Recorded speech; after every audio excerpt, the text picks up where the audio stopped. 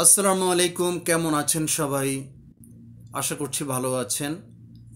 সূরা বাকারার 85 নং এবং 86 নং আয়াত তিলাওয়াত করব এবং তার অর্থ জানব এবং সেটা থেকে ইনশাল্লাহ আমরা কিছু শিক্ষা বের করার চেষ্টা করব।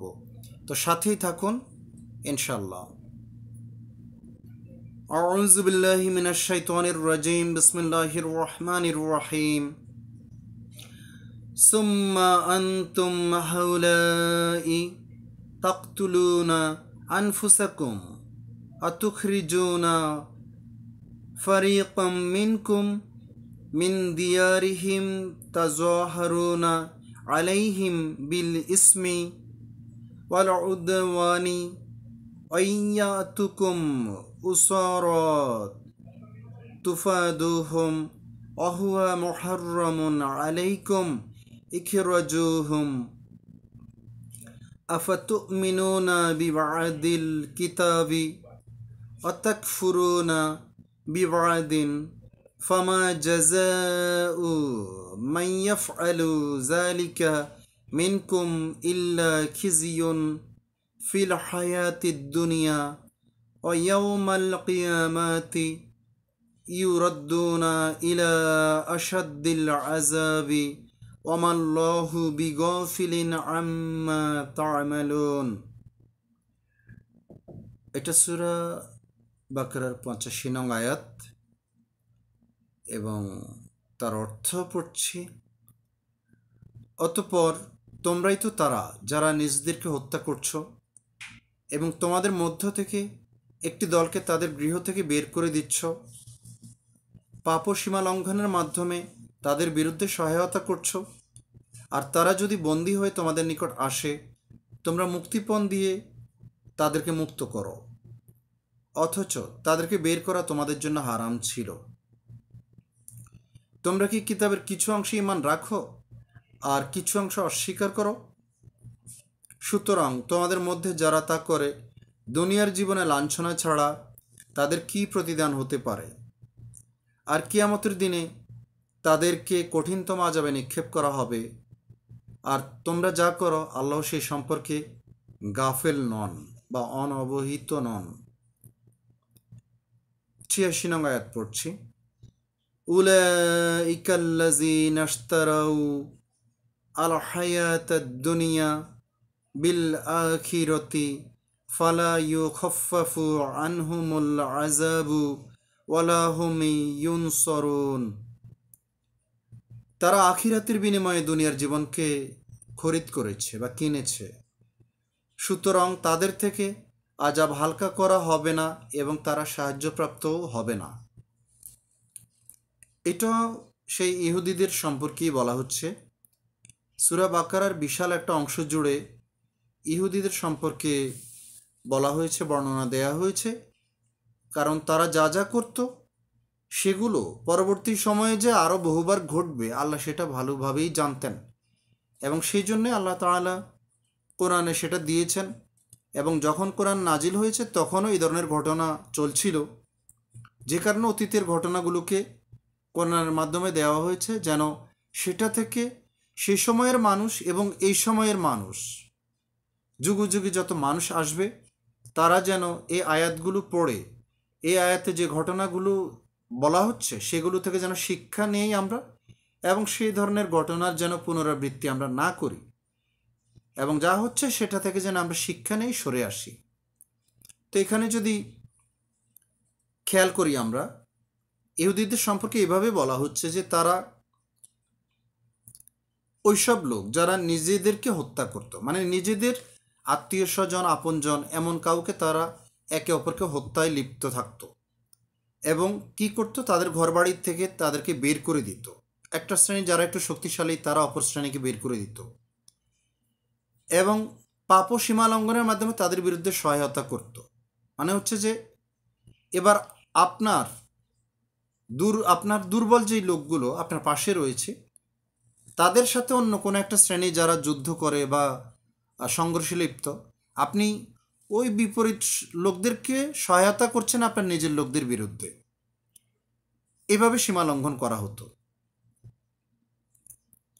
আর তারা যদি বন্দী হয়ে তাদের নিকট আসতো, তখন তাদেরকে আবার মুক্তিপণ দিয়ে উদ্ধারও করত। এটাও কিন্তু আমাদের সমাজে রয়েছে। যেমন দুজন মানুষ বা কয়েকজন মানুষ একটা দল করে, রাজনৈতিক দল বা সামাজিকভাবে বা অর্থনৈতিকভাবে যারা একে অন্যের সাথে সম্পর্কযুক্ত, তখন এদের মধ্যে কারো বিরুদ্ধে কেউ এভাবেও কিন্তু রাজনীতি বা ষড়যন্ত্র করে থাকে যে টাকা পয়সা দিয়ে তাদেরকে দেখা যায় যে বন্দি করানোর ব্যবস্থা করে, আবার বন্দি হয়ে গেলে তারাই আবার তাদেরকে ওই জায়গা থেকে উদ্ধার করেও নিয়ে আসে।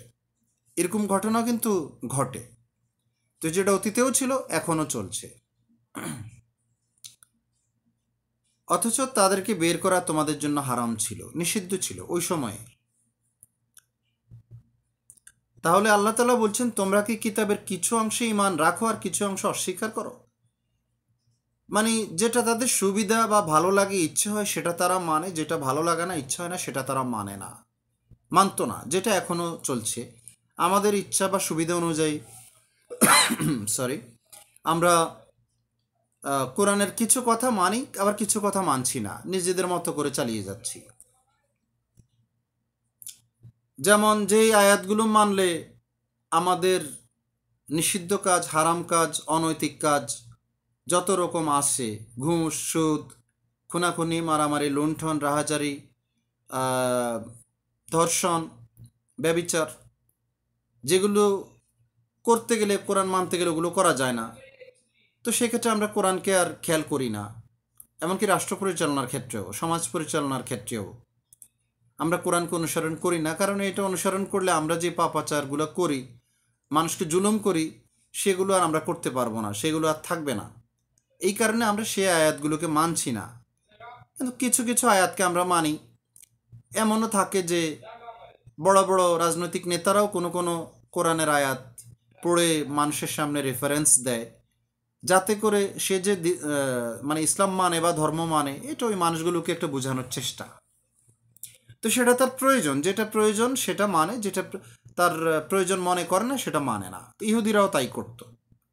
তো ওই দিক থেকে স্বভাব আর চরিত্রে কিন্তু আমাদের এই শ্রেণী আর তাদের ওই শ্রেণীর মধ্যে কোনো পার্থক্য নাই। এবং এই যে পার্থক্য থাকবে না, এটা আল্লাহ খুব ভালো করে জানতেন, এবং জানতেন কারণেই আল্লাহ তাআলা ইহুদিদের ওই রেফারেন্সগুলো কোরআনের এই বিভিন্ন জায়গায় এইভাবে দিয়েছেন, যাতে এটা থেকে আমরা শিক্ষা নেই। আচ্ছা, তো এইসব লোকদের ব্যাপারে আল্লাহ তাআলা কি বলছেন দেখেন। বলছে, সুতরাং তোমাদের মধ্যে যারা তা করে, দুনিয়ার জীবনে লাঞ্ছনা ছাড়া তাদের কি প্রতিদান হতে পারে?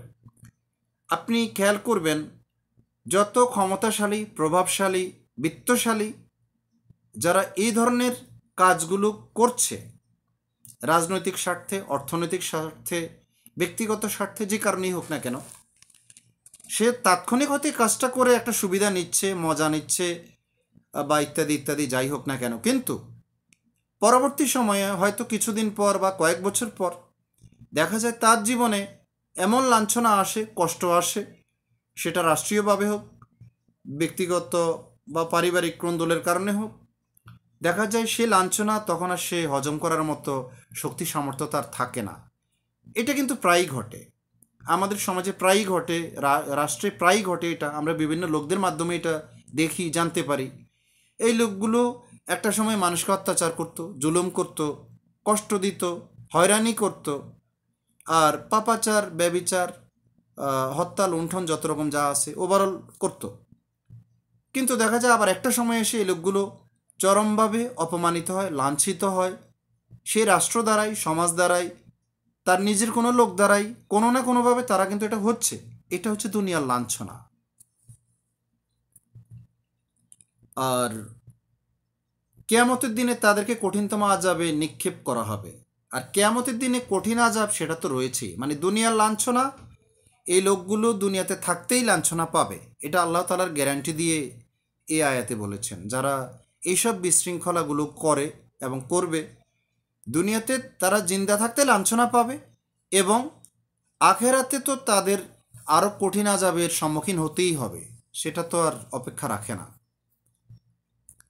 এবং আল্লাহ তাআলা এভাবেই সতর্ক করে দিচ্ছেন যে তোমরা যা করো আল্লাহ সে সম্পর্কে গাফিল নন, অনবহিত নন, জানেন না এমন নন। তো আমরা যা কিছু করি আল্লাহ তাআলা সেটা খুব ভালোভাবেই জানেন, খেয়াল রাখেন। তো এটা থেকে এটাই বলবো, সতর্ক থাকুন, সতর্ক হন। আপনি যাই করছেন, অন্যায়, অবিচার, জুলুম, পাপাচার, অনাচার, দুরাচার, অনিয়ম, সীমালঙ্ঘন যাই করছেন, সব কিছু আল্লাহ জানেন, দেখেন, বুঝেন। এবং আপনার জন্য আল্লাহ তাআলা সেটা দেখে বুঝে পরিকল্পনাও করে রাখেন যে আপনাকে কিভাবে তিনি লাঞ্ছনা দিবেন।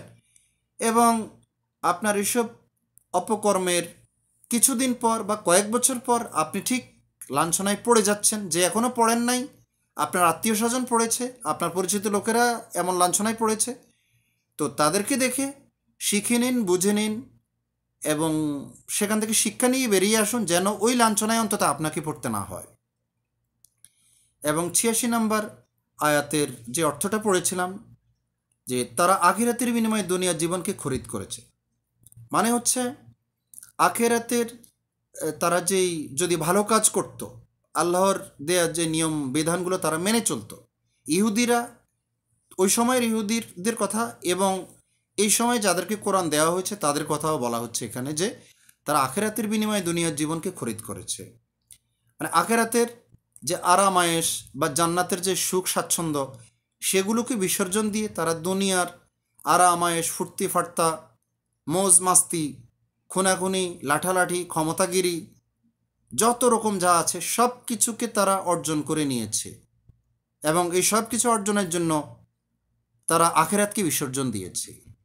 এটাকেই বলা হয়েছে আখেরাতের বিনিময়ে দুনিয়ার জীবনকে খরিদ করেছে। সুতরাং তাদের থেকে আযাব হালকা করা হবে না, মানে তাদেরকে যে কষ্ট, যে শাস্তি দেয়া হবে, সেটা আগুনের হোক, এবং আগুনের কথা তো বহুভাবে বলা আছে, এছাড়াও আরও হাজার রকমের শাস্তি আছে।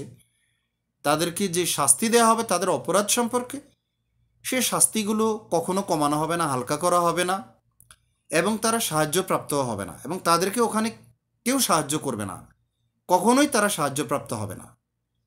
তো বুঝে দেখুন, দুনিয়াতে বাঁচবেন খুব বেশি হলে ৭০-৮০ পর্যন্ত, বা এর বেশি তো সাধারণত মানুষ বাঁচছে না, ২-১ জন হয়তো বাঁচছে। তো এই সময়ের মধ্যে এত বড়গিরি, বড়ত্বগিরি, ক্ষমতাগিরি, এত পাপাচার, অনাচার, জুলুম, অত্যাচার আসলে মানুষকে করছেন, মূলত মানুষকে করার বিনিময়ে আপনি নিজেকেই নিজে অত্যাচার করছেন এইভাবে। কারণ হচ্ছে যে পরবর্তী জীবনটাকে তো আপনি ধ্বংস করে দিলেন, যেখানে আপনার জন্য জান্নাত অপেক্ষা করছিল, জান্নাতের হুরেরা, নারীরা অপেক্ষা করছিল, জান্নাতের সমস্ত সুখ স্বাচ্ছন্দ্য আপনার জন্য অপেক্ষা করছিল। আপনি সেই সব কিছুকে বিসর্জন দিয়ে দুনিয়ার নোংরা জীবনকে আপনি বেছে নিয়েছেন। মেয়েবাজি, ঘুষ, সুদ, লুণ্ঠন, রাহাজানি, হত্যা এবং ষড়যন্ত্র, যারা দুনিয়াতে ভালো মানুষ তাদের বিরুদ্ধে ষড়যন্ত্র করছেন, ভালোদেরকে কষ্ট দিচ্ছেন। আল্লাহ হাফেজ।